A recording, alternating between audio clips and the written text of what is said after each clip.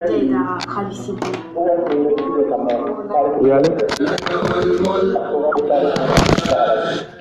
لله رب العالمين ثم الصلاة والسلام على المبعوث رحمة للعالمين ومارمو أرجو دامبترين كاندانو يقول يا غري لمرو غسي ورقة كوينت السلام عليكم ورقة كوينت أرجو لمو كوينينغا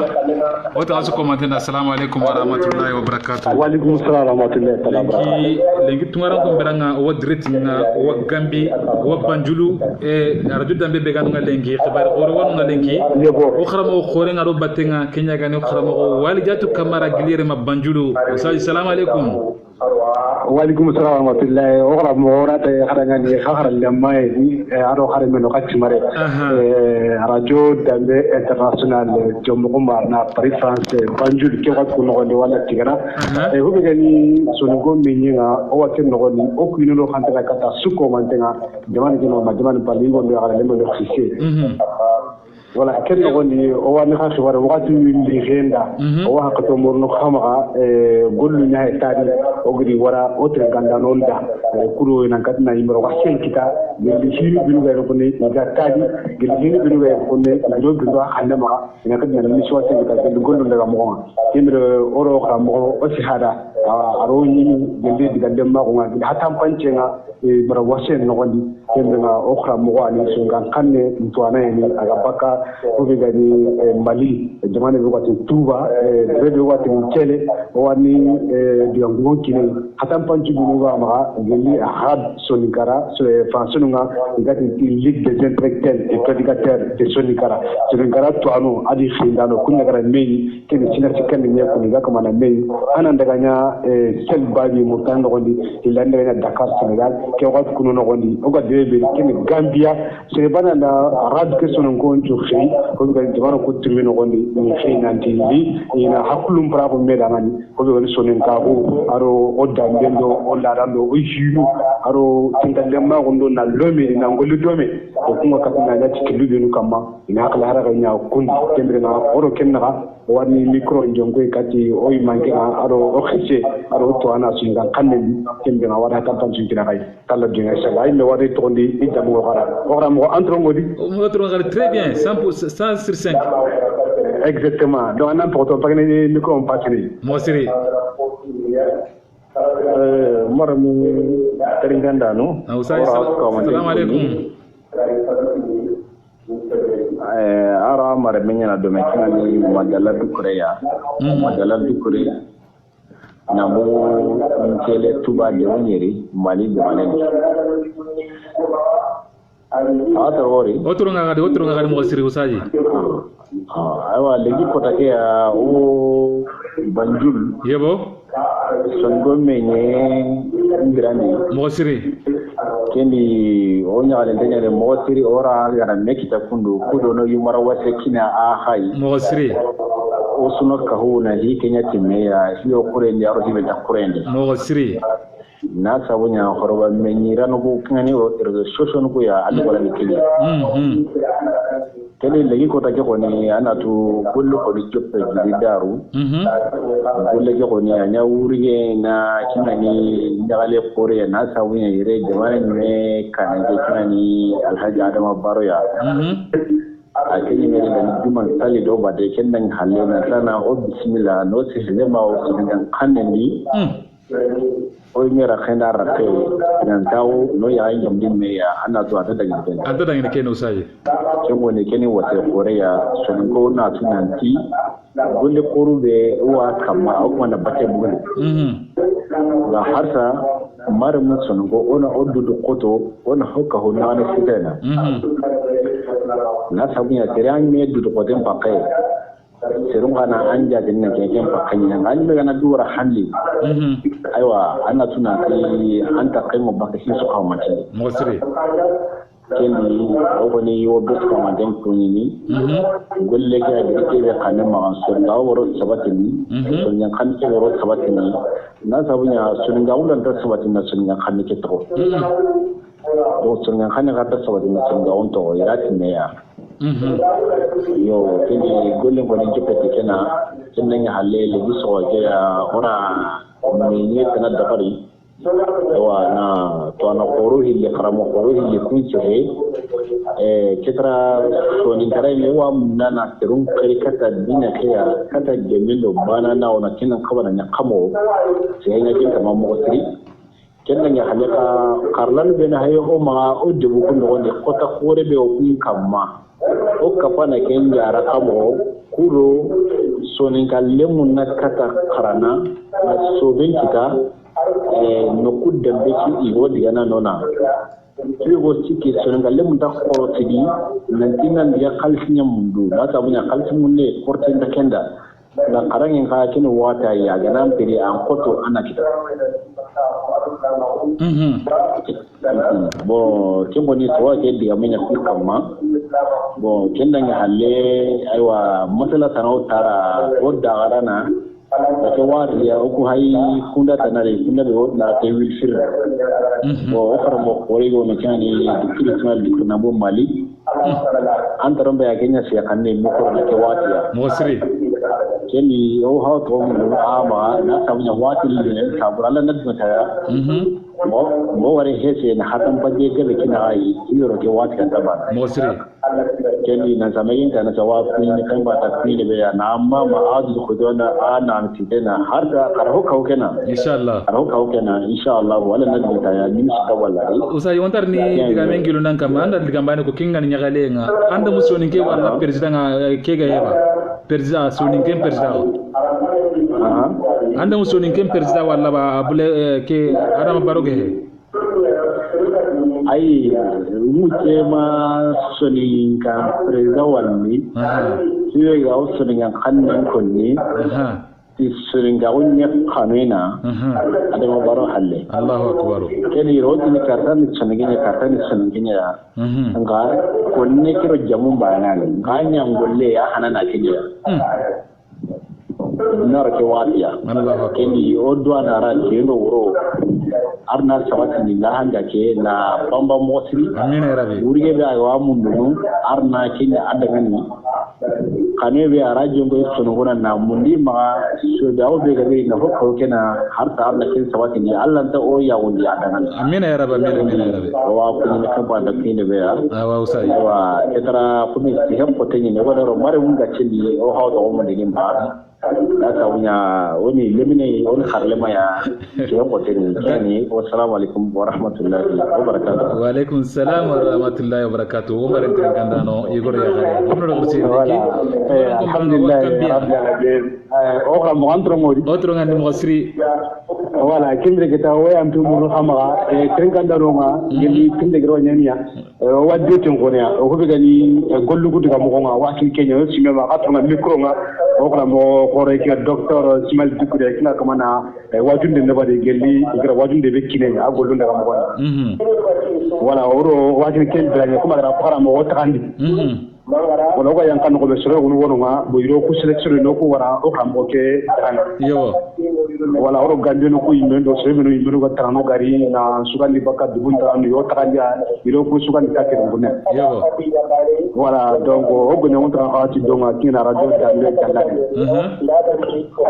ken do ko no wadret ngere mon to kita ma haklanta hitna habe gam na ko ko diwa yo sa yenda mun na tinne bana de beranga ngamro na tirni bayna de beranga am porto ngamro na tirni iyo walezi sonin kong ba na berake ba ma khanne tan wanu nga sonin kong he alhamdulillah wala tigana berake na shoendo hafeta rendo yiriwenga parce que na sa wunya nga tu sonin ko ta kan nondi yiro khabla gibetana gana ta kan o tagalmo gedi jamano kutummi su komanda no ni khasatan hu gani ganja yinde ikundo malinko kwani wa ko bambran kanne he me malinkan kanne ka he ka kanne ka he mo siri wala ga tin malinko yebo wala ikundo kunya ta gani do kullu wala dari me munye o ta divertir munye ke me le garunga ga ne lenga wala hullundo malinko gonuri na chefe mo ko sri no oni mi wasa et puis no hakun ta ko ni no nyakale ndika wala na ko ina biso ni ko ngili droit daru ke so ba ko ni maka ngili droit daru ita galle ma gon tire ni ngili droit daru ikawonga na ni da ngal tintalle ma wa na hanya nay voilà donc on a regardé ce qu'on a wakun ta ko kinga mo so ni mi wasa Allahu akbar voilà comme wala tigana kisu wala tigana so nyamanya gollu ngobo irandika donc réseaux sociaux ngono ma hobe gani arat so ni kara kama voilà kenga mali bayina owa dressing de ban kenga waza kunga kwa voilà owa murnu khamra ke la ke bagay voilà pour la katina livré on a kengo le kada kwa pour le monter on a libéré pour le voilà kudo sebu kaga daga ko bokra mo benu ganunga aro oy man ko benu ganunga ar sinu ga drone do gondi igara katina ni to ko ibatenga ni hande kita inanya ko ija drankam mo siri voilà talla bi inshallah aywa wara mo wonan no wona libéré inshallah wa waqtana inshallah haydra awana retwa wara mo laji dala me wa kunyini inshallah woro kunta me kama trongadi magramu inshallah noari awa noari kendi be ta jommu ma na ga o do mun ko ni aro almaminu aro khamgonu aro oy manko radio dambe ga tringe no ko su do mun almaminu do dinani manko no konshenu oro su ko yeti to ne jamu inshallah aro radio dambe représentant non kilimana kam awa noari haydra wali nam gambia kilimana kam kilima ana kam no amporto to wonu ngaba no mule awa bo c'est bien vraiment alhamdulillah mule ni awa nari woro garam ko libéré inshallah awa noari haydra barakallahu radio dambe jombo marena oda umaren ngandano igor ya gare lemir girse oda ka kunyiti islama kunyinde harsa ka tungaran ko beranga lenki tungaran ko bera awage moranga ne ta keme aro tawra tamuru sikandinga ti alla dunginga oni directinga gelirema banjulu harsa hanan to tukkene wa gambia e wa soningo duna soningo chuga keni kitunkini mena fiddo gore kebe tagonde yigatina aradat soninkara e gambia senegal mauritania na daga wara malinga na daga wara guinea bissau songan kannanga konni debe sui na kunchu ni kohome ar soningo tuano ni kohome kudo oragarno lagabana ngamobe kudo oraga bakal lagabana ngamobe kencha budanga ni gangunde nga gira sankina wara kati silami nyugo manda garim manga na nyile radio sosolun kama na nyile sugandi nar dum kanu dantanto na kunchugandi nanti kunna nyi baranga ti alla dunga inshallah taala radio dambe jallane ida gangunde ngara sowno ngani wakhram wallahi drama do ekipun su commentenga yigrina ntenga baranga radio dambe jombo marina ida gangunde ngara gayna daga wala radio kanu tan su commentenga wa oro kibe gay do message sakeno kharamo aro technique khore kinyagani wali jatu camera gilir ma banjulu gambia jamane no nga inshallah taala xana to tukina kay mera jonga gollunga amanyeme gollunga khibar sugana bogo gambia tagen no gondi kati sonin kunga kati silami nyuguma ara gar manga aro hubeno ga sonin xanne mu kar sonin go ge anti to ko gara company na sababu nyamene o technique khoro beno ga iga baranka ma inshallah taala lengi anyata renyo sikandinga ma renyo nakataninga inshallah taala renyo hananga idaga kingbamba minna kenya murtane jamane no nga renyo hilandinga idaga kembamba minna kenya dakaro kenya senegal jamane no nga renyo go ken base bamako kenya ni mali capitalinga lenki iga no be sasa kin banjulu kenya ni gambia capitalinga inshallah taala sonin ko nyugunda ay garenga lemeno kersenga wadretinga gelir ma gambia e oro o kharamo aro kapalema kenya gani wadi jatu kamera i homarin trinkandano o meren katin klinya gani 0758 06 89 38 ora ka kunyi ora khamama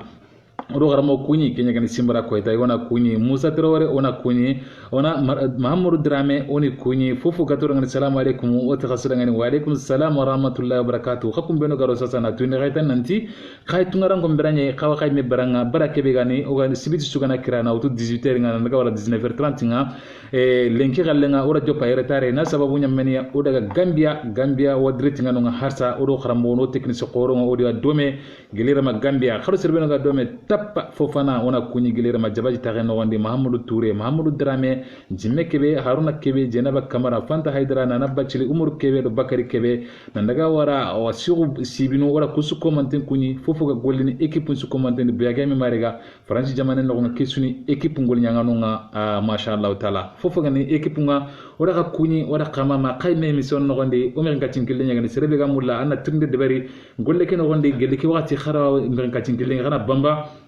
awarantenni odo gambia ko naga wa lere ma gambia jamane no nga kengan banjulu wanu ngana inshallah taala ardat sonin kara sonin gonchu iga keni kitin kinime ay manka ko lenki akal hantenga sirbe keno khramo khorinya cheikh majago tanjugora wana sonin gonyu gonda hare ora kasu ko manten kunyi hanan to tukene khayma rajonga o wade gana reportage no beno o gad deber gambia harsa odo khramo khore kenya gani walijatu kamarai aho kitengure harsa alla dungen nogondi inshallah taala khabar su aga bugu barake dan tanya na kharanga kumpan nogondi te alla dungen inshallah taala radio dambe jombo marna ga sigranya ni kena faga radio dambe jallane sigranya ni kena faga o garamo laji drame ona kunyi gelere ma jallane tare nogondi fofu gana radio dambe representant nyai khaga no su ara trinkanda nonga oda ka kunyi oda kama mati khadru gotenga kame emission nogondi khayme radio kama agana radio dambe nga jombo marna geli ki wakati o men gatin lenga warantenya ni serebe gambulanna lo numéro kani 0758 06 89 38 inshallah taala khaway me branka ma khaway me misonga kenya gan tungaran kum beranga mahamudu drame ona kunyi wa mulahasa yana lodo baranga na daga wara tappa fofana odi kunyi ala sana kumba ture oni suko manden kunyi gilere man jalane tare no gondi ona kunyi ndenga ona warakati radio dambe representant tu ko mantenga wa mulla o wada gana gambia harsa oro kharamo mahiteme kenya gani wali jatu kamarai onati harsa khana to tukine kayme arajo dambe jombo marna sonen karana manchane onati khana to tukene kayme emission na a'udhu billahi minash shaitanir rajim bismillahir rahmanir rahim alhamdulillahi rabbil alamin wassalatu wassalamu ala rasulillah sallallahu alaihi wasallam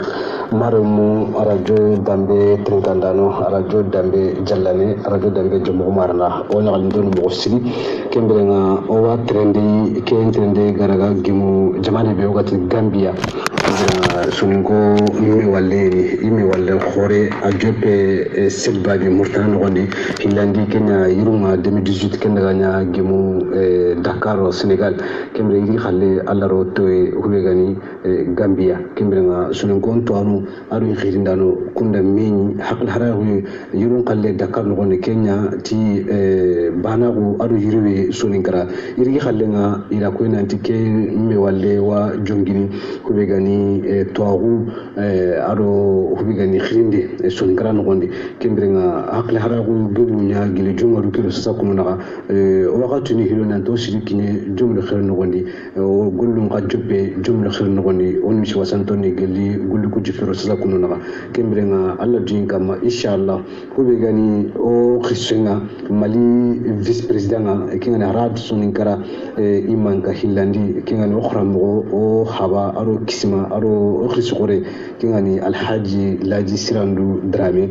jombo jallane kemenga oy mankeni ayana okane riniran kunne woni mi so setay mo ko sigi ladi an kanunga jopade ke president breve president gari wagra hatan panchu kini gelli mana diru kini kunne gelli president me golnya mugununga ado jamale lomu na donna meda kino o hakun dawti mo ko sigi nka hudo ga o ke sunti he ti ke paranta ko yaare o khissimo kitumure warni diga ngubon jonko ay kembre kuindo khantane be gama kati tringa non ko mantenga kembre ona pre ona wala kello tindum ko no na ta ko mantena assalamu alaikum wa alaikum assalam wa rahmatullahi wa barakatuh wa marimu kuyi trinkandana daru radio dambe fankan killun kamma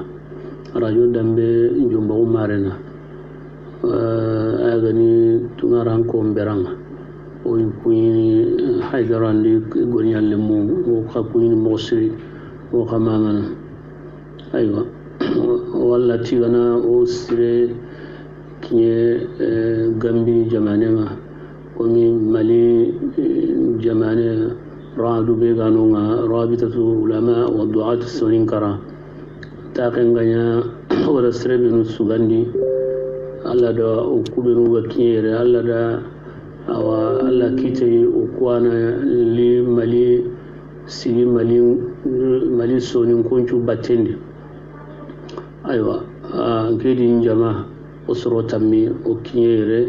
gelona mbongu basi sumo kita alhamdulillah kinati alla tiye ona alla ti ona alla ma ori khadi awa golle njoppe daru jumanya daru jumake golle joppe kenya oda juma challi o golle ma iftitahunya golle la qemwi ara qemwi gambi president hadariyen oda juma challi o miside be oga dingira be miside ma juma miside nan dugtana chege kamundi nan tagu odana no kunyi no bismillah odana masala oke da koya adu magayan kayen chabuda wanya sabu kadi no ku haklun tagundi nanti basintoy wa adu kurazindi gollen kamma nan safoda nga sorin kan kanne yadi o baydi gamul mogobe kisuni Allah fasangun tagu yo way ado umare mungara duwawu benu taqdimu o danga o garin o golle no kundu yayi o daga ku tenti mandi daru ne lenga mali imam malik ibn anas al-imam malik ibn anas de binno gonde o daga afi at golle ku te munyinde ke golle ku tenti mandi no wa illa kare khadi o kuma wada jere programme be de bari ayagani jadwal al-masar al-am على المسار الخاص برنامج بيغربري تركيلوم بيلاري تركيلي لوغونتي ارو تركيلي خرخرنتي صوباكي ودا كندبري كنا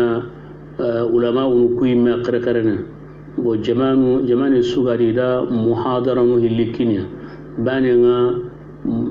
تركيلي لوغونتي كما bani nga tarakili kharagaren kamma suba ke conference fananya tarakili lo kharagaren nya kamma dr ismail jani semega nambu mauritania kenyanda kenkini lakini mawdu be kama ya gani المنهج الصحيح في الدعوة إلى الله كل سانتي كل سر كل تلمونتي خرين دي كت الله سبحانه وتعالى أنا كل سر نياتي أنو دانا أنخرين دي كت الله سبحانه وتعالى وكم بالله الذين كنا كريقا محاضرة تناري أغاني مسار خاص كما غادي كالدكتور مختار السيسي كان قردبري المدارس الإسلامية المدارس العربية الإسلامية في غرب إفريقيا في السونينكرا هو حلولها الحلول لهذه المشاكل قرأ اللهم بنوغا سونينكرا مدرسة قرأ اللهم وكتنا problem بنوغا نوغا hinya kaminto beruganunga on kauna jarande mu kunda kammo ken kasebe ken kamma wa nelleke kuna o kapalma dr ismail dukure bo kom muhadara nga kemma conference nga ma kenni masaru am terkili logonte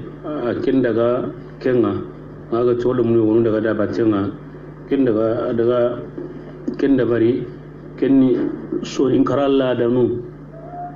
islama gunda mani tohiya لا دنو سورين كرا في الحقيقة إذا إسلام أقوم موت إسلام أقوم غير ركوني ومغلا دسروني أكو عربو فارن غير عربو لا دسروني مغلا دبروني ما كبروا سرون غن إسلام أقوم دكون سبتين كبروا جماعة إسلام أقوم دا كنتم تغنوا ركون جمينا إتلون وهكذا وقول لهم بايو كنويا ومبنى قدي أمي كونفرنس أتوقع كواي كونفرنس وقول تيمني تريم قطايا ني قول nga muhadar nungo nyemene o duaw murnu wa taganundo musafiri kanko ina duo danga o subuga sagene kato dun ko no mobe basi ndari o watini amina allah ya rabbi kembirenga hube gani okram mo wa noir no musiri droton ta ko khara mi khusuna gai gelli ora gidaro sanaga khatam bi me kesu komanten da ora kum go be wadangi to khatam bi ni okulum wada kembirenga hube gani tringi bani o wa ke injon ko nanga anga tu ke khralla khore brikente kudu allah subhanahu wa ta'ala o gimunde na anyo dengan yang kharai osu komante nga yankano koni khana drusida kembrenga suninkara dangani suninkara dibun kutunga jamanu kutu ke mani khindana ma ke harala kunu kam oga ke harala kunu keni malingenya jombo ngenya parce que dilabu chine anyi kharanga ngida sufyan grami ama bomako Allah do kuda kafu libi gadi oda meni libi no sina debe kambire ayani gambi ambassadeur bi ganu ayana soferama ari ka gumen ngano on kera to libi nan daga saudiya mo Allah gar no kafu iliken no sana ganda ma me wari ngegri libi 1980 le 13 avril 1980 nan daga saudiya madina daga kharam bo nda maka tuna me wari ma oda ki rabi taga tawo kusino no da me wari bo da hari irigi adaga ma jallale adaga jallana min ke yino mo awa ke brende bomko aya da dan ya daga bomko oda me wono dalla oda bito mun me nyoga me kamma ko Allah qad libe ko ni ke qaralla qorenya o isa dinga ni nya khalasinde Allah da kuna daru ga gilli doko o buda ka kera e ko ada ka ke ko ga qaralla ke dingire be kuru gore wana man bo kun ka luase yani gani tuga ai kwa ibe ga telle kati kamo hillu hina dala ada ke dingira da bartike ministry nga daga an ku fana ke hayi qaralla fana ke hayi ati asre na qali khintin ako sire na ire kutuna kine ani me 130 sur 130 no yamulana toro ni raga ya falle ku yake falle qa Allah duwa har mar men ngani ngani qalasinde Allah da Allah wande ma o kena raga na da bari qaralla kundu har arabu jamani angar da bari mogobe ani medan gon ku fayi ga mogobe bo kembre qaralla sire yani qur'ana ntangira sire yani bo aduru goton tenni bo walla nya gana wa Allah nya gana da Allah ganna ado qaralla ke tangana Allah ganna qaralla ke dingini kani aywa ke mare mu be muga terinkene ina dua qaralla ke kamanda nga illa Allah ganna qaralla ke dingini kani skaya haga da bismillah anda kirne njonko ikata ra'dwa nanti yo murno mo yo sikiti jamanu ku turmi i wirando yen po yo sikita imati gambir mesrebe gani de mati foi ka kem palle ke imman sikita so wa hakada adi rogotin da bari o kendi o suna duwa wunya gadanga Allah ganna qarallande ni kanya inshallah kemrenga digal degeru katti arad nitu komantenga arad sunin kara jaman kutumi khasatan mali aro ku trenkanda lu junu bati jamane no gonde aro jamane palle duna komante mane digal degeru na ma arad ke kamma o wargana o to kutum pila sobe o khalasina kana jabata kamma nganu binu ba khay isbati mo arad digal be ga ko ni katti jumhu kenya ke jigame be ga jonko kati gambi sonin ko ha ado senegal sonin ko ado mauritania sonin ko ado guinea ko fili sonin ko khirsun ju ko man tenga da gango be wara katta so ke yangare kati mali ga khallu kenya keni asusu khalle ya hayke kundu o gan qaw nona kanen chiti wona ngarindi ando gambi harama be ga bugus do bunu burusunu na liya na la agamundi agabeyan gambi president ni mena lire nan digamu na hada mi courage nda kamma mo armare manga manyi metu wala nda seretu mo annan dinantu anna alhamdulillah soni gelle menga no islamiyan wa anna la danun annan qannen tanga anna la dan tanga anna men tanga sir sugana mu anna nga yana he rasuli anna ganen chiti o kitun kinni me mogobe o gasuni karaga daga kane mogobe ore mugogi kharamuri mogobe ogi marana marandi kiti sirenga mogobe ogi twindina alla dina nga mogobe ogi twindino khannenga mogobe o kuda golle nya joppa kulle munu iyalini golle ke kiyandi o ko khoni ora dabare ti alla na me qawla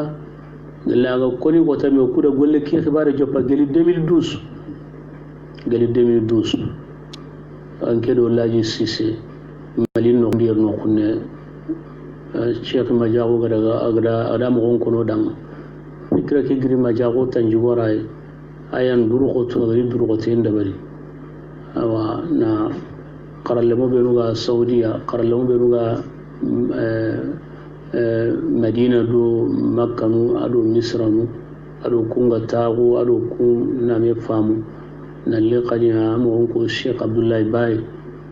na amu ko sergebe na lamu ko hadanga alhamdulillah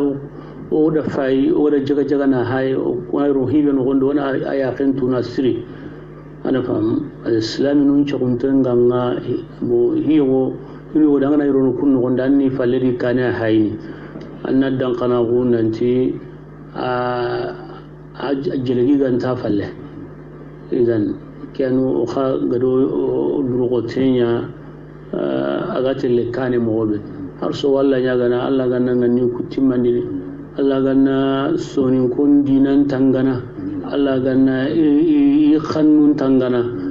Allah ganna irin mun tangana Allah ganna lemun ku cross ni chikundi ni ya Allah batanai ni ya soro ga suru kati sarman pille gi sumpun jokki igi ga bere kafo be no ni ga kafo ke dorono ga kafo ke korosi igi bere jamane be no gondi ga jamane ke korosi wari ke su ka mante asu sagare kati sarana ya sarana lemme ndabari mogobe lemme yana kundunya wallahi ya gana Allah gana awa kafon degini kane Allah ganno yana so yuru ga digame muku iga afosre mbata noari drame onati dawru ci commenter na min Allah ya rabbi kemro wan war no siri drame kembre nga wa kulunta ko ni wala kinya ko wat ndamo to onta tampini ki kun ko nga nan to kulunta ko na sabunya o imanko aro khram ko bi ko kani donc wa gelo wati dangin to pat lete gelo ko bangi kani na lora sasa kuna o bangi ka falero sasa na vraiment alhamdulillah igaro ho hori asabatina do kenna ko nanti go kani hinu shukuru manten no gondi kendo daga hakla takhini Allah dinga ma inshallah wona shukidi batenga don ta gondo crosindenga Allah dinga ma inshallah o kulum ga jutin ho hoy kun ta garno kita o yu kutun no gondi wantaro o ko garo mu kembirenga solinkara inshallah ga murna mo be awarnya kulunga kemo tenga non yugo ya gare ora khasunwari kembirenga onta ora wey ona continue digamenga ma wakati be ma mi sikechu ga nyemenka liren jabuda aro huigani diga ambreke to kubiru ga kiti aro wana khibe kumbane kingo bakka inshallah kin qaro baga ke an wata khasku mantenda assalamu alaikum wa rahmatullahi kim radio dambe jumbu marna radio dambe jallane radio dambe france ta ren gondi radio dambe international o godel mo ngonu alhaji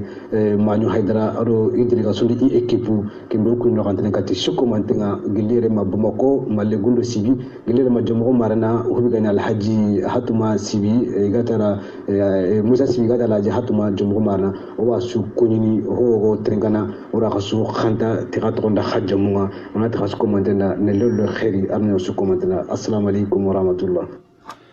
wa alaikum assalam wa rahmatullahi wa barakatuh umar entren kandano igodo ya gare lemino do girse hoda ka kunyi onyi gilli minay gilli wa gambia oni banjulu Gambia jamane no nga inshallah taala oni reportage ngano nga o kharmo khore wona kunyi Kenya gani laji sirandu drame ona kunyi gilere ma jallane tare no gondi jallane yigondo ya gare alem na khirse wala su commenten kunyi kharmo yigu kharmo ya gare wala su commenten kunyi ogana ke jallane magarok simmande o kharmo khorenga al hasan qumba touré wona kunyi jallane tare no gondi ono o ma kunyi hajja qumba drame ona kunyi ono ka kunya garen kunyi ke gan tapa jikine modi kunyi gilere ma jallane ardo representant ngano ko si wora su kunyi so ni ko nyugonda ya gare ngasimana fame gebe kitede o suda o sanda terinka dome gelle ke wakati ora men ga tinkilenga oda bamba oda wido fankinga khayme na manchane no gonde ayagana radio dambenga jombo marina tungaran kombera wadretinga gilere ma sendeni francis jamane no gonga kakumbe no gara emission ke terinka gelle wakati ke na lawra ma hay wakati be sa sa gade kakunde men famu soni ngon khabarun no soni ngon oda gana kani kam mo harsa khorsunan ke he wono kitin kineme wono lorti laga banenga ona muguti laga banenga surtout gade soni ngonga khorno tuanonga oni doro iro doro ne be gan khawa o maton chujudi danga ay me iro dorne be gan khawa oni roken no gondi sere angarante sere be dorono durogoto maka ken kaman khallo Kenya ne soninko horno tuano oni doro ken tabu dangani soningon tuano aru soningon kharangano aru soningon paklanto nango soninken me su commentenga duna gombongun na su commentendi idi kitun kinime ke wakati ay wamulana bambange khore de bare duna sunondi duna sugi kitenyo mine alaji Umar Baro ona kunyi gilere ma Gambia presidanga anido o kapal monga nongani ara juman chari di batenga nongani na beranga na wuni nongani inshallah taala gele ke wakati ora merenga tinkilenga ora wara inshallah taala serebe trongo di ke wakati mare nyigo mare nyagare anke bo hay Facebook kamma ora sukuni ora kharam wonu kunyi Kenya gane Sheikh Abdallah Gundo ona kunyi ona Sheikh Abdallah Kebera ona kunyi gilirma Espagne taga no no kharam goronga mashallah taala ngasma Facebook ngaka mafakan ni ki wakati ona jaji sago ona kunyi fofu gatura assalamu alaikum wa takhasu commentaire wa alaikum assalam wa rahmatullahi wa barakatuh isa adama kebe ona kunya ga otrinkana manu be khawga mena manchanen kama ayagana radio dambe nga tungaran ko mbera lenki wa gemera ngana tare keme aru tagura tamu aru sikandinga keme aru tagurun tamido sikko wa hadreti nga ke wakati afode drame ona kunyi atura ngana bonsola ti sawa bien wata alhamdulillah wakati sawa wa khairin po geben nogondi on ren ka tinkilinya gani 07 58 06 89 38 ono oma kunyi Kenya gani sira jallo gilere ma jatia tare nogonde jatia yigonda ya khare alem na khirse wara su commenten kunyi oma ke to gonde Kenya gani sira jalloy onda ke jatia ona kunyi ngara kati aywa usuba ona kunyi gilere ma jatia tare nogonde antumana haidara ona kunyi jatia tare nogonde ogana ke jatia binafu bidanesi ona kunyi fanta haidara oni su commenten kunyi oma ke to gonde Kenya gani sira jalloy gilere ma franci jamane nogonga fufuga kamana misas ngoroi fufuga kamono kunyi odi kunyi Musa Bachili ona kunyi gilere mata ko dingira ngatora ngati bonjour o gataranga bonjour ona taranga assalamu alaikum ona taranga wa alaikum assalam mo ngatin kille aw nyinte yani gille ke wakati serebe ga mulana famiye kita harsa serebe ga mulana tirnde wara hu serebe ga mulay man no khirno kunyi esi jonno gondi khawakay mena manchanen kama ay gana radio dambe nga jombo marina tungaran ko mberanga wa direct nga ke wakati on est le sagane mi ngatin kilende ayagani 07 58 06 89 38 jimme kebe haruna kebe on su commenten kunyi on ko sun kunyi Kenya gani amara jagana ado baraka kebe on su commenten kunyi tere kille kebe ga kamona la nyagal la gan suru sagane jomaro khano gondi ke wakati anu simandi babir asa haidra ona kunyi gelere ma marna tare no gondi onate alla gadi suru de alla gani suru sagane ni jemo ado khair no gondi inshallah kaba siwi ona kunyi franchi tare no gondi bakari seta jarete ona kunyi franchi tare no gondi kisima bayi TV oni kunyi jamia ngol nyanga nyagan fofo wala su commenten kunyi dai Musa Bachili ona kunyi franchi tare no gondi ona kunyi ndenga ona warakati equipe su commenten haruna kebe ori su commenten kunyi serbe ga mulana lakan ko o maga ay masara ngen nogonga o men ga tingilenga gele ki wakati anna konko 07 58 06 89 38 khakum benu go trinkana 92.6 FM kama Mohamed Traoré hagaro battenga gelirama es jokore no gondi kengene marnay kharawarono khana français de katifunga khana konko ayagane 00337 58 06 89 38 kunyindenga ona wara kati mamedi minan jaray ona kunyi gelere ma marna tagen nogondi ona kunyindenga kati asu commentenga khayme emission nogondi khayme radio kama assalamu alaikum wa alaikum assalam torama alhamdulillah aya to ndo jamuno khirna mugumina jimme kebe yo anna minna ke wakati ya na France Ivry 91 département 91 yo eywa jimme anda émission anda honne tren kadi yebo ora ko be tren kala ara dat sonin kara sonin kunga ke ni kitin kinime iga mulu onda ga kane anda fonne fama no gonde yebo ora ko be ha ma no Allahu akbar an ka khlan mena golle ken gonde hakilla bani no ko ina ko hada nganta o sonin go ma ya buto sonin ga uma ken kenya yana to ba no to halle wallahi anda su kon ko ne kiaro ko ma ta na ko o ga dino ko su ona tutana anti sonin go yana wala ora ta yana siya tanai abadan awa ke ko sai ba na no ma kana kono wara ken ho gore ke di bane ora kai men kunyi anda ma yo jatu ora arjo dambe gol nyangana su ka ma den kunyi itro ngande ke wati vraiment karo drogote karo na kan site ora ka soani alla na ka kitem dalla na ka golle no ora nyaga lay awa haydara alaji hulle ke ba wantirin kana ke wati ya o ku yinde ka taro kore ndam manjwa ado nyame haydara tan da wara ka dungonci da mango wa susuku yin ni sitro ngande awa haydara amari kebe vraiment ga ni songa asiro ha heso mo siri Allahu akbar khayda sirondi ora ha mi gebe kitadi Allahu akbar awa ke na haydara awanari kebe barakallah assalamu alaikum wa alaikum salam haydara nati bajime kebe ona kunyi ngilirema every kurkroni ona o haba kunyi atogondaro kisma kinyegane alaji gene kebe ona kunyi sirina jurobo kebe ona kunyi ngilirema kebela ona oma kunyi mama asa sibi ona kunyi ono onega kunyi kinyegane idrisa kebe ona kunyi ngilirema kebela ono ne kunyi kinyegane siu kebe oni su commenten kunyi kebela igonde akhare lemno khirse ona su commenten kunyi ono okisma kunyi ado haba alaji bakrin penda kebe ona kunyi gilirema iko jenno gondi hora de korin chu commenten kunyi abdurrahman kebe abdullahi kebe hora kusu commenten kunyi amara kebe hora kusu commenten kunyi kebe la igonda khare alimna khirse hora kusu commenten kunyi kaka mi mission no gondi kenya gani ngaranko mbranga araje dambe jamo marina 92.6 FM ala salam alaikum wa alaikum salam wa rahmatullahi wa barakatuh wa garamo sir naam Tormaya. Alhamdulillah. Kadung kan cuma. Wala tigana. Koran cuma. Tora sunte wala tigana. Orba suntai. Ai ora kengara. Okay. Ora mantan kai. Ai tora suntai alhamdulillah wala tigana. Ai wa karambo allo emission no gondi ono karambo wara kunyinde be gama kati silame nyugumma are garim manga saro karambo garno ona jabaji su kunyi o karambo tondi kenyagan tapa fofana ngilere ma jabaji tare no gondi ona o representant chukuni jabaji tare ngondi ona kunyi ngara kat sembala bile fofana ona kunyi gelere ma jabaji matari fofana ona su commenten kunyi gelere ma jabaji magi gore kannenga ona to khara moda ngene tafadal maskuran no wardu dan betren kanu ni gonda ranju kunyi audu gelli tren wa jirfana masira lagare ke watcha o life o tren kana to tulun pilya wa hakla tagan no wali yardu dan belli nin kamma o alla tigran Allah mo warake miletin pakka keno na ke on ginjan dan to na aldo dan betren kati haklen poshenga na ke Allah tigana ke Allah mama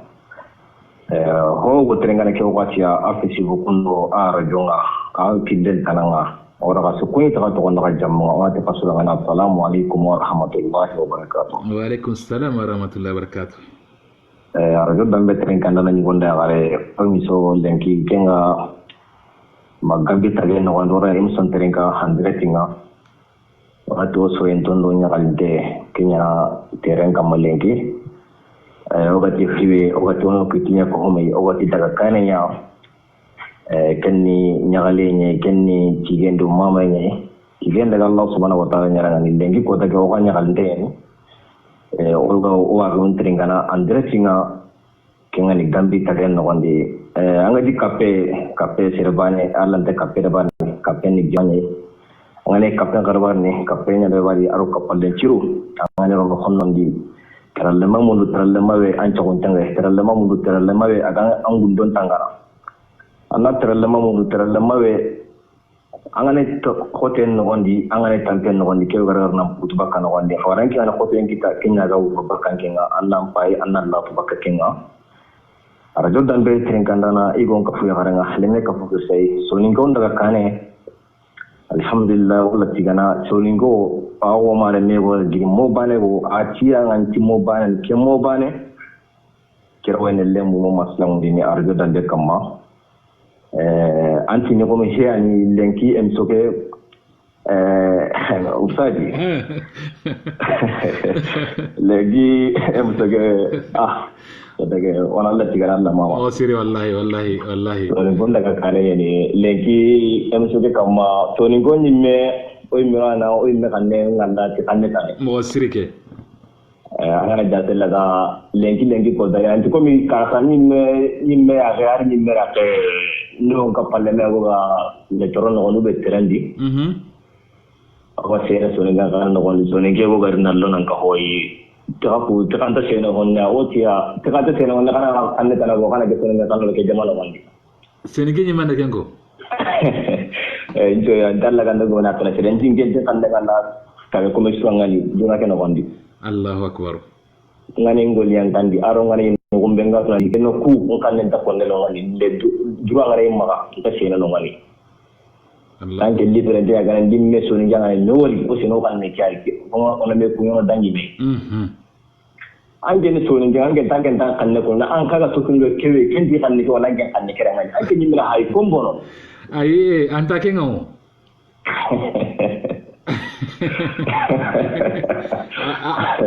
anta ke ko wona lemne wa girni tana ke yo ato ya gunu tisoninga ko ke kenya soninga on to halle c'est vrai ay kenya ndeke ala ke mo bana ti digam bana ke digam men digam gore ngere digam gore ni ke digam men Allahu akbar anyi me kan ne nganga ya go tanyi me kan ne anyi me o tule tanga digana kan ne ke ko di kan ne ko lan ti ko ra ke diga ala angara andi ga me ke me kon me go so yanga wallahi igun ta haramu da nan kan ne ke me wanke ka tange nan kan ne ga dikun kan ne ko mbono ay o kwambono o bino go kan ngala diba tenga do kwambono diga ga ke no koy Allah ga nakhlas rekino do wana dua kamanda tan Allah ga nakhlas rekino dai amin junga dua nga mo sire ay kenge a junga re ana li couleur ke kana sanse ay kenge gana ra sanse mo wa tudu no ko kenge fonu na jirwa mo sire keno no ko pumu man ko ya to di mo mara tagana daga wara ma jamanan pare o ko ino no kanta na kati bes ko man tanga ko puno kandi ho ko tringa ke wajja aro ho ga no tringa du ta halle o ko ino no kanta no ne kati bes ko man tanga ko no ga mulan na lini nga waro lini nga o an dire tingar de dande kamma 92 point ko marjo dande jombo marna fo fana wala ka sukko ka to na jambo nga o ga tringa na o gara mo ta banka soninga kan ne nga tuwa parce que ko hay ke sana ka te Facebook kam ngema soninga kan khara ay soninga kan ne ngenge no manga ke kama ke masoninga kan ne ngara abo arasa kan no dangane ngenge soninga ngenge o gara mo fodi drame ara ko eti iwa kama no tringa ki wakati ya ti do kunyi ido mama o gana ti o gara kunyi o da mama Jeneba Malo Kulubali ona kunye awaka mano terinka duna gombongo nagati o gara kunye ora mama ona kunye lenga wana warakati fufu kama na ndo terinka ndine o Facebook kama ora kunye o direct na kiwa serebe kama na kallo o ma masala ngen ngondi o men gatingile ngan 06580689 o gara mo wana lini batenga sa araje dambe jemo umar na 92.6 FM. Assalamu alaikum. عليكم السلام ورحمة الله وبركاته شيخ سلمى سانغاري سليحتي أنكر أنغباري قرباش من يقل والله تيغانا محبوسي لقد عمي أورا وامي وغرمو وين عيني شون كمالي شركة كان كبار نيري نانكتيرونو دقاي الله أكبر غتنده هتيغا نغتوي كمان تو كل نيو كوغا نونغاني سولين كوكونا كونا او غاتو يتانا نوتري اي ورا كسامبانا كتا هولو سونينغو كتا nga to sambana ona arunya nakama kagi nagani ni yebo kadamu kebe ko hulanda mu jade ora karo no soli ko diskuru no ondi ay ora kanjo awa tiani na ko kayna tan nan tora katrin kandenya na me ben katina wallahi Allahu akbar ha والله نازل الله كان قول لك الله كان انا وندرو دقه سكو ماندنا ora nyaga tun kabannanga rajo dambe khoni atrin kene an kunna benci o do wundo kan tandenya na kata sukko mandenga Allahu akbar o chehe kada o ma chehe kada ngano na ko ina de mi soke ke ngaka tinga ganari ke ona trin kana Allahu akbar yo gana katina lono ko be wona rono ngani na akuni na kanta nanti har ka hado duro kote agemoyi Allah ganna famu sirenya no ra sukka fuma janna ngani ora nyaga tun ka bannanga Allah yimetun ka ko ke ta ko nan tira ko ke Allahumma amina ya rabbi kitabu ko Quran taro no ngani ora ko ni do kan tande ko sire ke nyana kada kenyen fo gore nga ngida ado duwa no ko da ngani wallahi ka ke siro gemu agemoyi yani haydara har sa ka duro ko tade golle su gana ran kitenda annan duro ko tenya ro watu hay ko ke ga duro ko te de wa ala bi mo siri inshallah wana o duwa nga kada ngani har so sukka ko man tenda ngani Allah galna gollu ko no dina ko sudan ngani ora nyaga Allah wana ta kada ngani décourager har dina kala na wuto da ngani mo sira Allah da famu mo sira nyano da ngani Allahumma amina ya rabbi talla inna tun ka ko te haydara sankare awa to wa akni ci kunni no ngani ado ku be no terin kana do ga be ga terin kanda non no ni aha kiyani o kunni do kan tan de ngodi be ko mi be ko te taw ton ko me ke la rabure ko ni na da swai kara su ante ngana kara su awa kiyani do terin kana wa sara ka son ci kunni no ngana do ati gundo ari yakar isitrongo one ga de ke wakati awa kiyani be di haje kan tan de ngani alingora ngal sankare awa no ga man do wakati de kana inshallah ora nyaga Allah merci beaucoup Anwar décourage merci on est ga kunyi kinya ga silma sankare ona kunyi araje dambe jambo marena 96.6 FM allo salam alaikum wa alaikum salam wa rahmatullahi wa barakatuh ora mo amo rohanda ora mo se sirke miso nya hankara ngangaram de ando miso nya harno katoyde parce que lo ndo soye ke na ko ina nanti awa digami am mangar na ko no ngani bismillah lo ndo na gango nyara na gango nyane parce que kati sentane kada hoko srebe nu ganta kono bo srebe nu ganta sa handen ka do iso ambana de iyo kenjele nga sako gara mo tapa kamba kendo wala ka donc gango ayde ora mo tapa Naam. Anu ngeti gango ngawa. Kaya kaya ani kengo kama. Yange na kento. Pada konta Facebook kama ko buku no ngani gelo ro lini o ora apeli ngata o buku no ngani ko. Aha, kian. Kian su kan tano wambi. Na ime kan teken no gela ngati Facebook ngonta anta ay sigera no. Ayeni. Jadi lo denya haige mo koy. Ange mo koy. Ker bismillah. Kori wajamudi. Walla tikana na mama. Kene alhamdulillah wajamudi. Awa arna kenjidi. Amin. Ora mo lenki wana Gambia. Ewa aradatu soninkara gade kitunkini me igamula nanke hikwa. Yanga simananyi mara fonne family Kenya nanga de kemisa sa kato. Serebe ga misa ke serebe ga emiso ke terengala de kemisa sa na kato. Yeketa eske yange dugu nanga ra hila annan kunyi na khanne ngara kat islami nyugo manda gar manga hila. Keno da arjo dambe terikanan kunyi aga kamunda ga nyende aga kimbaka bambo saheli oda susu kunyi ti ho ga no ko be yanga hakati de nan kunyi ti kana ila asu kunyi ti hurun kunyi de na islam wa kunyi de assalamu alaikum warahmatullahi wabarakatuh. Alaikum assalam warahmatullah. Yaketa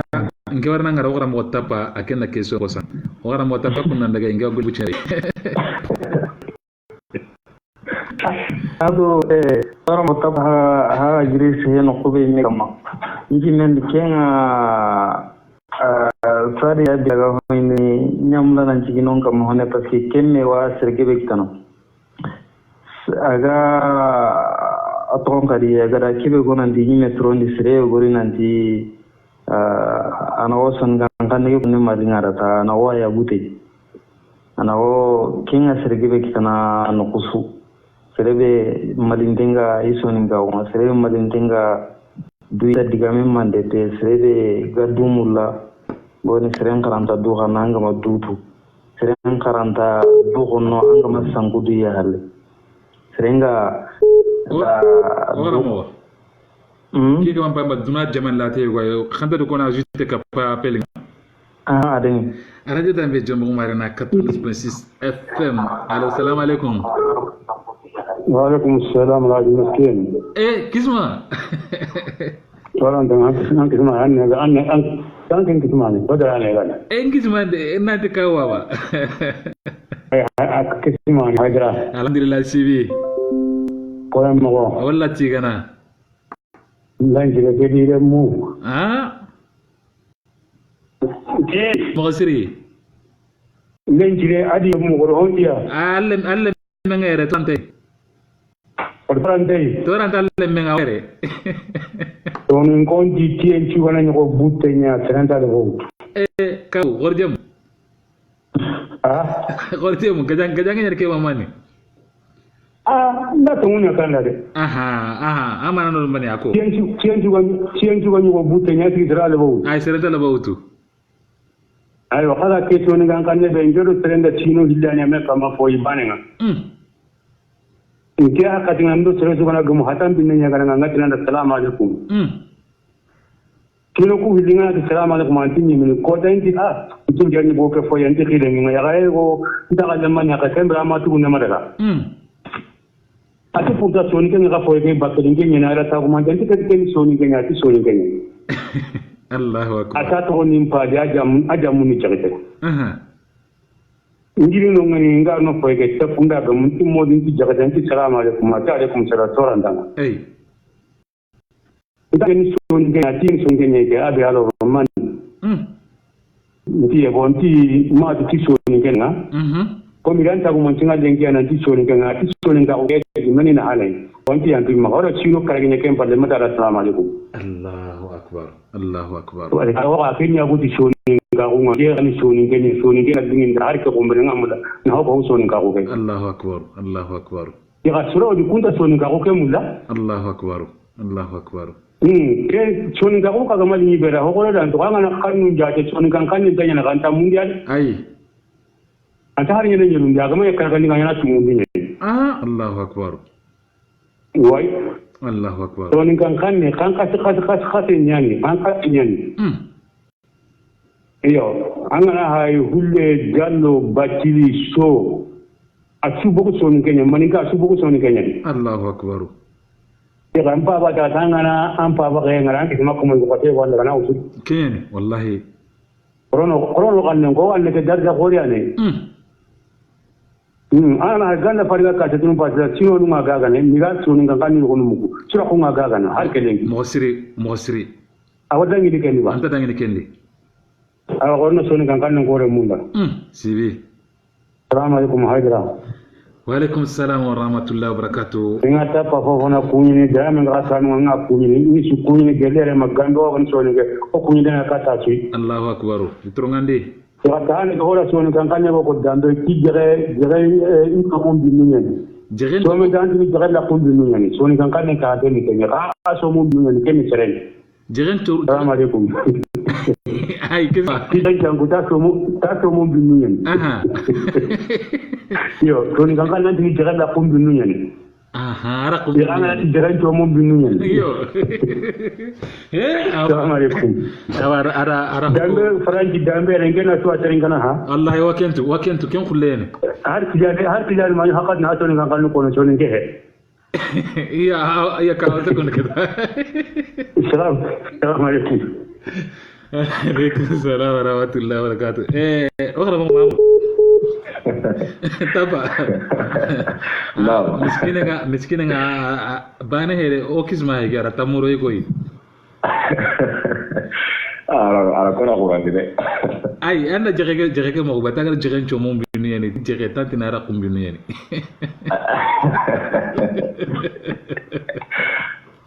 dara aso ara ko mbinu ni kala ndi sire so mana sire yani la kumbinu yo arage wale mu ayo kisma legi gara banere kismarunga kenge ono kisma kunyi kenya ngani songro bobo sibi ona kunyi gilere ma marna tagen nogonde ona kunyi ngana katti o kisma kenya ngani bile aminata sibi ona kunyi ono kisma kunyi alhaji mahamudu sibi ona kunyi gilere ma marna tagen nogonde aywa fofu ga kamana trinkan de kata radio nga sonin kago ana kammo ananke mba kammo inshallah harsa warni o mi kan tingeli ngani 0758 06 89 38 strebe no ga marna banginga maka kumbe no ga trinkan radio ke me kamma khana français de katifunga khana konko kenya ngani 00 337 58 06 89 38 wara mo gono gadu ke whatsapp gumaro batenga dallo batenga na utapirona kilengira kuma. Allo, salam alaikum. Tukondo jamuno khirna bugumina.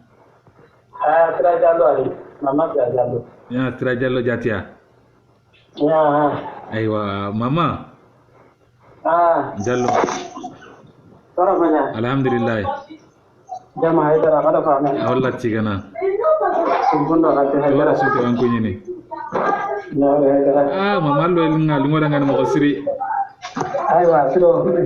na mo dinga nya tren kana kwa. Allahu akbar. Nya tren kana ndo Sulaiman ne diga mun ko ya de kwa. Aywa, mama kunyi na kan ne daga makati islami nyugo man ya gar manga pero na rantin di sunin ka on kai. Iyo boke. Bismillah. Aywa, ngeke sileme. Kunyi na kan be ga katin ke islami nyugo man da gar ma. Nyati ne daga assalamu alaikum wa rahmatullahi wa barakatuh. Azutanda wa alaikum assalam wa rahmatullahi wa barakatuh. Kengana arjanna le mon kunyi de kanenga. Allah ganna Kenya no dangani. Allah gano onya kenda ko kunyi de kanne yar janna firdausi. Wara nyaga Allah subhanahu wa ta'ala nga. Yalla mi da tenda wannan ta gonda ngani. Allahumma amin. Khinde be ko kuma katti radio dambe. Walla nyaga na hanana arna windo kin ta hampo be ben kina kai. Wara nyaga Allah. Allah gana ka korondi. Allahumma amin ya rabbi. Arna ka tumandi. Allahumma amin ya rabbi. Arna ko baga kada gam pasagai. Allahumma amin ya rabbi. Windo kin ta hampo tumante na Allah ma Allah gana kino da kasu ko man tonga. Allahumma amin ya rabbi. Waga kebe ko na kada gana radio dambe de minen do akrise walla nyaga na kana duro ko te ka golle nga tusuru. O kunni sarano wada ka tenga. Inshallah. Angana ka ko hay lenki lenki. Anna mamanya ge penyere kan dan ta papa ge penyere kan na sudaka. Allahu akbar. Anga ka nu nyogoro ni nden ki anna karan kaso nyanyi no ngai ko asentano. Yo kenya ni tuturu ga do ga tino kusara harona do mu batte nya do kismaru. Walla nyaga na golle ke ba kada kam Allah gana barakiradi. Allahumma amin ya rabbi. Walla nyaga na barakiradi. Allahumma amin ya rabbi. Kenda ngem palle ko nyinda kati awa komine le komite communal de jombo ko marena. Ay gumanda ya garima nga sukunyi ni kunyi de kebe kampe gantai sutrongande ni nya nga re gundi nga re garum kunyi ne jata imbi nenda yang kulle nga sukunyi ne sutrongande asutronge ni nga re garum kunyi hadige adi kala garum de kismaru jallo kunda do kamera kunda ngi sukunyi ne nille mu kunyi ne kismaru kunyi ne sutrongande daga wara ba jinga ya kare ngana asita jallo na di kismarundi ire mun chukunyi ne isi torongande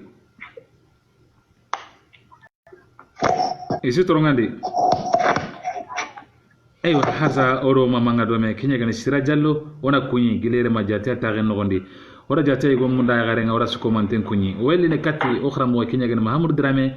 Cheikh Mamadou anna mpumga digamenga ora sigindi annati okhra mo wana kontinenti digamenga aywa harsa me nga jingille kele nga simana appelons inconnu okhra mo dugona kewta per ona ranke ona rekilenki nankenga iya Assalamu alaikum. Alaikum salam. Assalamu alaikum. Alaikum salam wa rahmatullahi wa barakatuh. Kapalle mo ronda gai. Walla tigana na mama. O dingra ko ronda gai. Alhamdulillah. Tawari ganna haydara. Ma haydara yani. Haydara yani. To kono jamu na mugu mina. Na mugu jamu marena. To kono jamu ni ko gai. Musa Kante. Musa Kante. Musa Kante tawu dingra jana Francia. Musa kha kama na emission ke terga ki wakati. Ke wakati ora ga emission nderinga. Ilingoro odo. Allahu akbar. Odo sa arna adenge kani. Amina ya rabbi. Allahumma amina ya rabbi. Ono karon kunyi jomo marna asasi kapa Mamadou Kante ono karon ko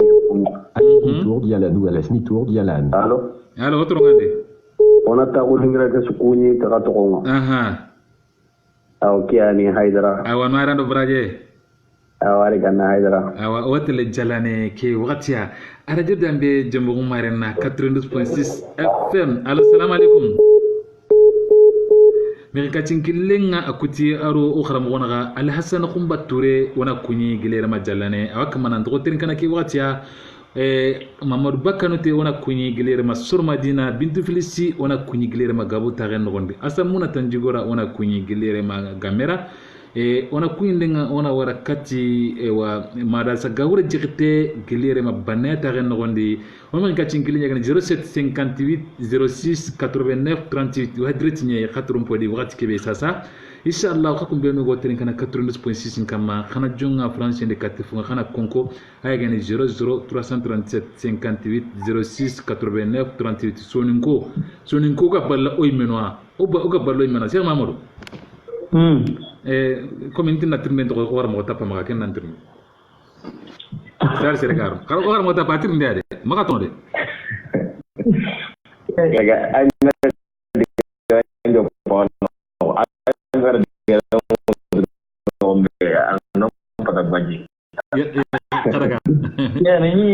ni orang mangri soning dalle men piri kabako boni sre angama budu wala duhna angama butu anta yaru na gyaru dinan chodi na dukoi na koinante an kallen do kutun kallen jambana na koinante ko ga sere ma ga katina kitam mo so ga katna ko honyate ga katna gara modul jalane ya pom gade ke ki yang godole yang godole assalamu alaikum warahmatullahi wa alaikum assalam warahmatullahi wabarakatuh ture haydara ogara mo drogo te rempe kapalo mo fonda jalane suku bare aywa ture alhamdulillah ma to ngondere nam gandi bulangi jadi no kamu kalau yang digadu ke waktu no foto kuma don kunan wari no siri me xanku irwe en karangi de kane je fanyo no koni sedi ko ga ta ko sedi banra wa xana ke kane abadan arantay sange fedu ka makka na sedi khambani na do gelo sa panna no do ya mano ko ken ro nya kambala Punchang kawa kapana sede bana koti kisonon gonto honga ina kata sonon kan nenga ka yugo dikilo na ina katpata Brazzaville agananya anke nan kallen tawon kiran kallen darogo fakti ona son kawa daga kana mulla o kanu ko yurenda kana kenna daga nan gebende Allahu akbar wala ngoro ga hamnu ga buko sunati bote ba o sunati sede bana kai angana sede ngi bege biani o reke sede bilaga aradu bilaga on misale mudu marikama nyadi alkama sun kan tede yani on deveri no sun kan on deveri ikite wa bunyi tan gwa kam bari man be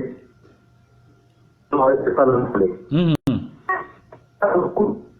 kan ni ban ko bana ana kan o gara mo region ga kamana to starlene o do gara mo na Alassane Koumba Touré. Alors, Brazzaville, plus 242. Voilà, 306. 1360. Question yang kana no ko ni ma wori so ngana no ko mo siri faut profondre santé est-ce que quelqu'un kan le ko ay so ngana an ngira ko sile tawrona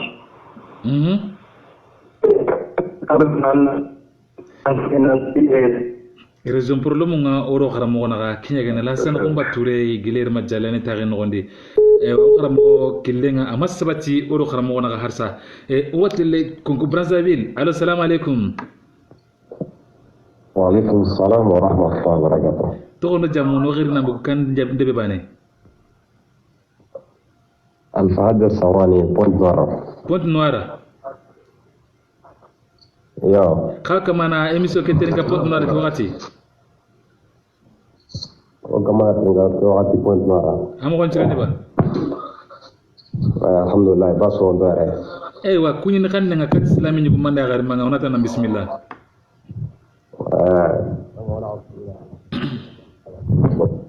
Maga internet ke maga teringa de internet ke kaya lewantar ni maha manna bugo internet ke karanga aprangar nan diga mun teringa. Mosri wallahi. Yo. parfois on ta ora radio dambe do itrenkandana sukuni ke watia vraiment kaya émission be kama kenya gani donc na soningara e simandi soningole mo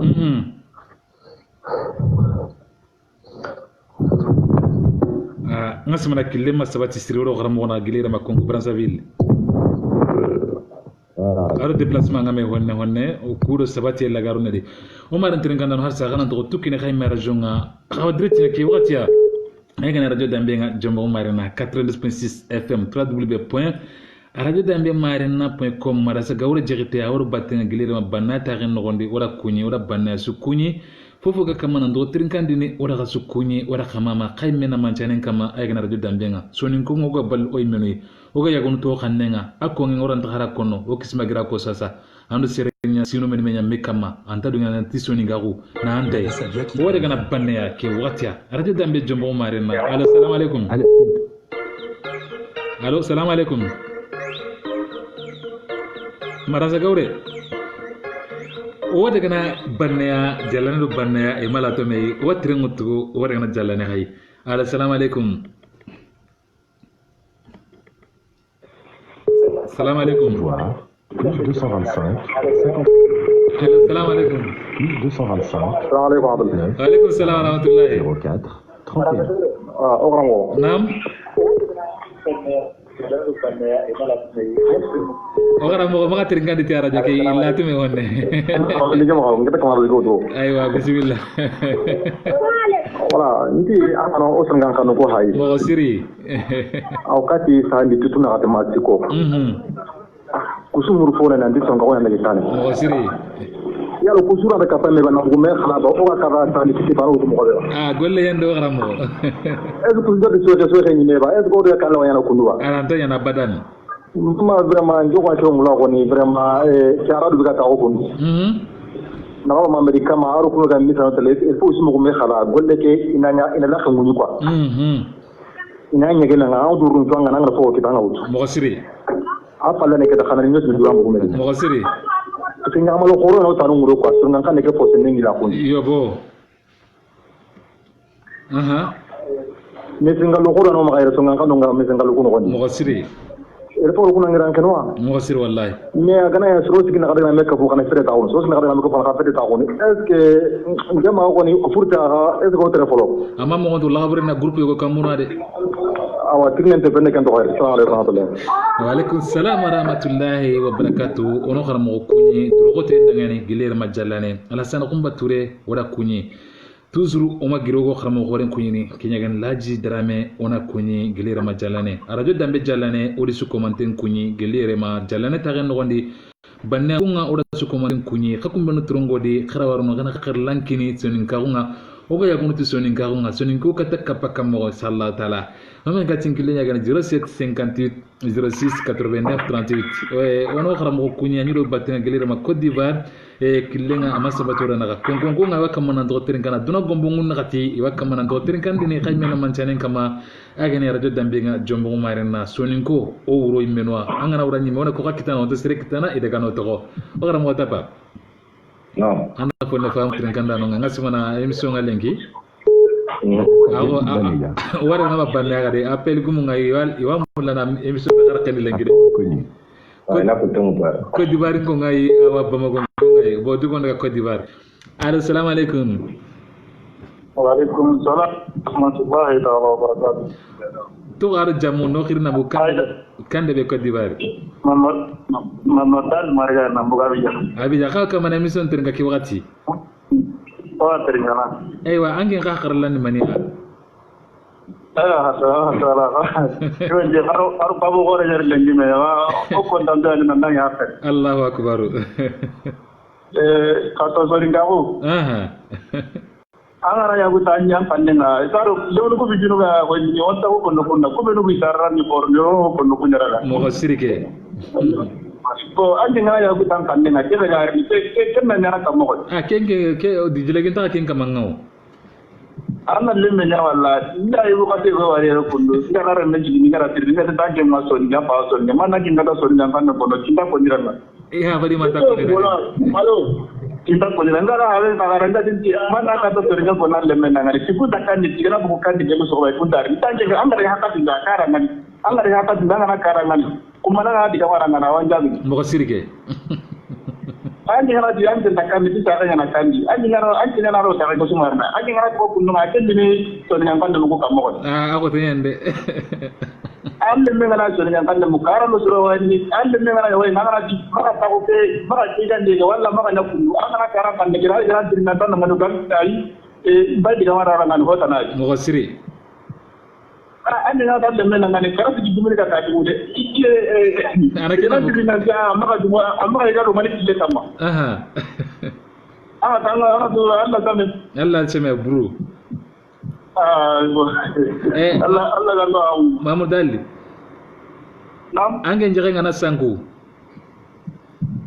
ba tringana ay cliptor na ngore na nda njere ngana sanku ara kumbinu antin lakunya binu ne mantin somo nya binu adi no binne hara ay laqu antin somo nya binu ne mantin lakunya binu ne adi somo nya binne ay antin lakunya binu ne somo ne haramare me nyai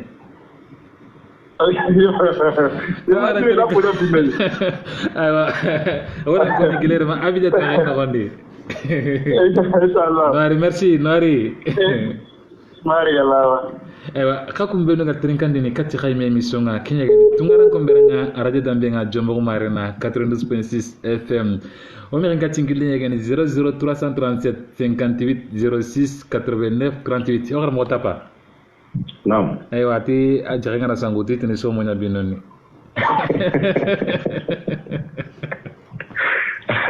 keke so na terga mere kanare ngasi mana o kisma agara leso gora kino lengi keda ke jadi kan so mo gunda jaranga sereni me raga ya kunuti so ninka kunga ay genge ma to kongon kana kundunya iba masini ngon kana kundunya iba masaudi ngon kana kundunya iba ma france bana ni ba mahamu keda ke awadore wanta kento ko tirinda no ma tiringa no ma ino jabi kenga ino jabi re wa yawa imma na ka jingilen chigini de o ma ka jingilen ngani 07 58 06 89 38 tungarango mberanga kawakay mi barankama antakar ndalla wakati nga awaga warni kinye kharo sirbe no gaddo mi harsa kenno kharmo khore tappa fofana ken war materi khore nga ona kunyi gilere mamagi khannenga ona jabaji su kunyi ona lamtan ko ngoni kunyi ona dindin kanun ko ndo kandan kanun ko ada fode salimu ya odi su kunyi gilere ma alamta khannenga lenki emission ga kebe kamma ken sonin ka kunya sonin ko oga balla o yimeno oga yagunu to sonin kan kannunga oga mulana ngurro kubeni oranti kitana e khadaga no togo sonin kon ka kutun khadaga no togo aywa mare mo ke bone aganari kona ubakkan gondi oro kam mo oga bakari mo be inshallah taala jage ngana sanko antina rakunya binuni mantana somonya binuni keso bucine o maga 5 minutes na gondi anjage ngana sanko ata ko manche welanga tene somonya binuni mantin lakunya binuni o gara mo nam aywa ngasimana lenki emission nga keda ke tri o kontan de parce que ngano ngo lengi ngirna ngo bade alhamdulillah ngano ngo facebook ko kam jaman kawano nga o gara mo ngasimana warni ro digal ligaru no gondi inshallah warna antene caga mar nan ko nga inshallah digal ligaru be no gara mo ma inshallah kinge wa arde dambe trinkandana yonde gare gelle mi sama jotte hawara chere ro ga chere wa ko ta mun nas commenter na wara hiyo ko yasiru kun gida Allah subhanahu wa ta'ala ko no ga bon ko yo ko menu lam ta wono o ta on pakane wa o trinkandana ko ko punji ko awdu gelle jombo ma ta gen no wonde hangara mu anti arajo dambe kengure ja andambe ma sankan dambe nga so ngala da so ngi an baranda dambe na gelle Allah ta ko ya wala ta na wala mo wara gana ma kore lenki ke mashallah abi o kike anta siketa arajo dambe jombo ma rena 92.6 FM ala salam jere ke sanko ay gara dekidare antes ma tuko morani jere ke sanko ay gara dekidare ati ka so mon binu ne atrombo konte kenken che ga so mon binu ne soni kan kan heti kenga bambara yana gara soni ke mu iyo antina jirella kumbinuni wala kana ti jiyan to mun binuni ke maharam baro soni kan kan maharam baro de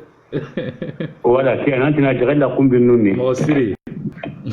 wala nage be ga tangwara kumbinuni ne ka jiran to mun binuni kenta kolini bambara yana tara soni kan kan ma ta kata ma dawnya Muhammad ali bamma awa ni bana kin ganga ni mene bakna kita sama dawnya ni pedete Israel de bani awa kita ke ona kitaben kina soni kan kan iraga gara mo aga ke kono konkolo no kuntana wanga ya kutanda mbenga amanya sheria makenya mo siri wallahi tiba ko godi ta ko ni tiba ba ko arabu ta ko ni yara ba ko yobo na angana hayo ko okudo arabu different be ko na ga be nyani mo siri na uta hinne no kunda on tan no ka ikunta idu ho cero so ni mai abadan wallahi awa ko ka be no to ya ko no to ka denga te har hatan binu du kuma ya ko nanti ya take pinnen igaw imo konti wa qur'an dini wada ai wa kan ngani bina dengi Allahu akbar bate Hyderabad no gomni sabai amina ya rabbi sibi ono kisma ona kunyi gilere ma marna tagen no gondi kenya gani sumurgo o watti le banne tagen no gondi waqti ya assalamu alaikum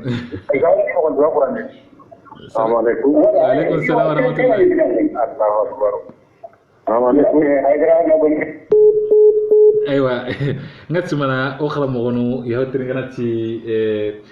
ganati aywa internet ke kilenyay watinga awga kinye ora ka kunyo ora khamama warni harsa mikron tengendi okhra mo gorenga kinye gani tappa fofana diga leurunga ana ken kinye marasa gaure awro tenga harsa ngasi mana bokilenga awga masabati allo salam alaikum wani mi kati ngil warna siginde keta inshallah taala wakati ngakinye ogara mo tapa awro batenga gilere ma ogara mo no ewa ngasima woro diga ligarundi keta kenge wati ngana mo ro to emiso ke ngasima na lingi serge be dangal lenki inshallah kenge ko mara jongolle leer nyane wakati nyane kenge no waji dina awa ona ro diga ligarundi inshallah kenge o atenga na ni golle aranji ko ini na du gelli afriki tagano na ma wara kuma azi o ko ino kan tan ma wala tan bes ko man den wa tan daga na tamedi re ko jumra khair inshallah no gi jantan to ora nya gallay o re ko ga shiro ko ngi Allah subhanahu wa ta'ala ne arni daga amina ya rabbi arno kanda arno korun kanda allahumma amina ya rabbi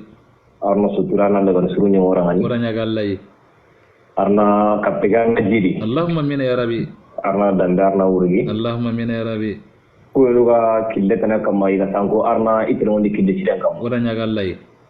ko no gatlo mon tengara ya rabbi Allah ganda ka ho kai talunga Allahumma amina ya rabbi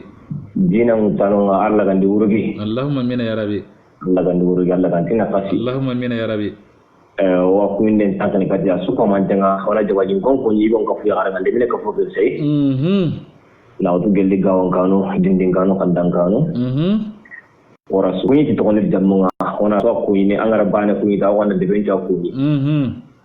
ono wal maminu de guran ko ni ona ti haranga assalamu alaikum wa rahmatullahi wa barakatuh al mutaqa am fa ma do panni do pande am fa mai ba karamo no ma do pande ga ama ha wachiri de est ce que Allah do pande jada do pande ngol le do pande ga to range tonge ke en men ne ga no ga wondi ga men de mera den to kono kendi ar suga tugiye ne ga no gongo wiri mo indi ganda ga ngi ko yene ni jiga wono an ne ga no wari ma to bana go ma wi su ko yene ni suma ba itro ngandi ke wakati ya okay do ga wakati ko inshallah Allah gana dunga inshallah okay merci beaucoup merci fofana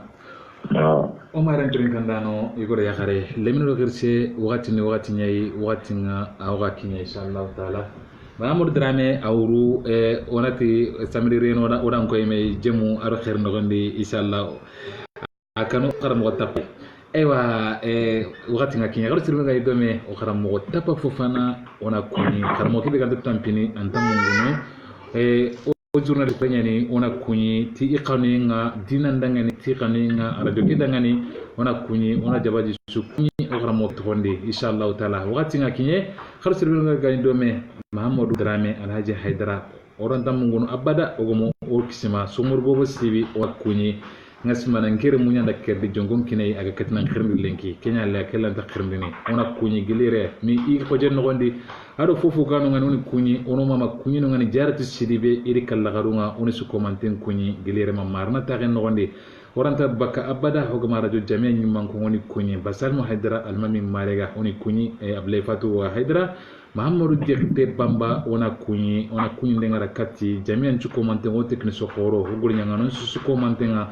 ori su kuñi ori su mama wakati nga kinya inshallah gelogora serebera gacceri khana yam pomo digan cere dangani émission ñantan inshallah taala ngamaro hobbinne ngaccendi mangoro hokulle ngaccendi lenke émission agani kebe kamu oni direct nga Gambia kengani Banjulu Gambi capital nga inshallah taala watina khadangani watina assalamu alaikum wa rahmatullahi wa barakatuh radio dande khayme fréquence ñani khayme radio ñani khana khirindi khana information muru marna bangi 21 58 96 04 France bangenga o numéro ñagani 07 58 06 89 38 radio dambe jombo marna tungaran kumbira Allah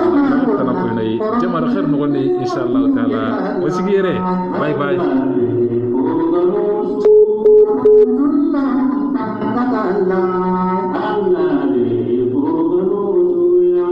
Salam alaikum radio dambe jombo marna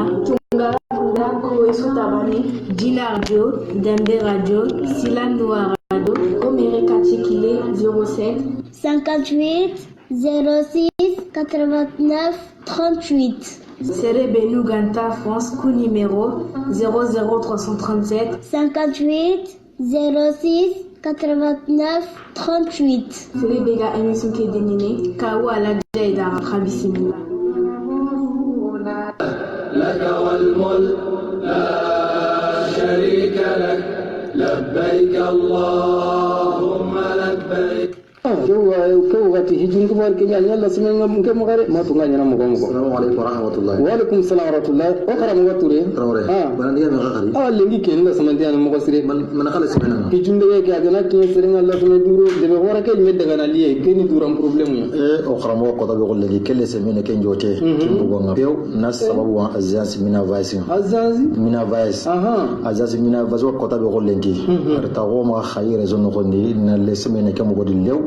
هم بنا جوتنا كم بقولون هيجون دقيقو أنا أول ما خايم مران دقيقو سكوا مانتو أزاز منا فاس سكنا كن نقولي ناوتو بما كوتا آخر نقولي أنا أول ما كتا آخر نقولي مد فارم مثل مدينة آخر نقولي أنا أول دنيا خوري بنو كانوا خان كاو كون زيارنا أزاز منا فاس يقولنا كسكوا مانتو ما إمام مغرو مغلون غير كارخورون كاوي مخا كلمة تسرني نقولي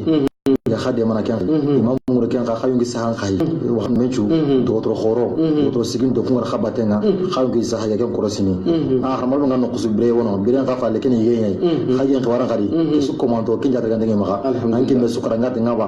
anki me sukranga te gandanga ba su gandenge mu denge maka khamo khoron khali kun khawto golle ken gondi ga kha golu korosina khabatenga faare heju mo go agri mura nya mo gobe ke su komando anga mona ke su ya khmuru manan goliro azaz mina basina batenga ima khambe kan gaide ko be ni khadana lunga na khawra misri khorun karanga su komantonga kempa mine ken jote kembo woni alhamdulillah o kharam go tirebe haju gana kenga azazi mina boyasa ana ken kitana kam go di gunendire o kharam mo dule zamane khadi ken ga medde pen al sheikh tijani badr haidara wa qada be golle ta khoran go no jomo go marana kharam go khorani al mamin qani akin khoni golle ngum de kam go siri wa qada be golle ngi khade man hamindo bo go ndege no khayne ken jote be ga khayo o kharam mo tijani haidara sirebe ga mun na tijani haidara kitana kitana kam go ken ga de pen mo siri nan ka jingilem bayke tanjire do karago tanjike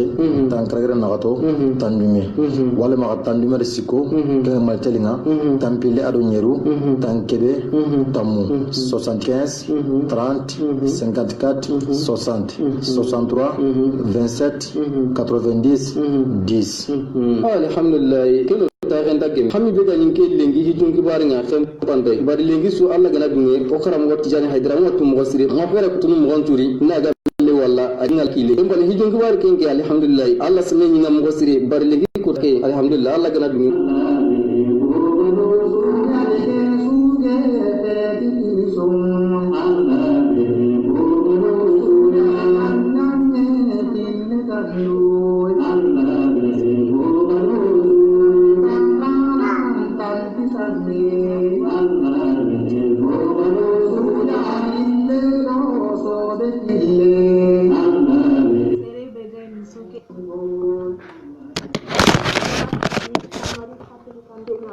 tere bega émission ke denyele ka wana jaidara radio ali ratere kandenya owa kutata na inchala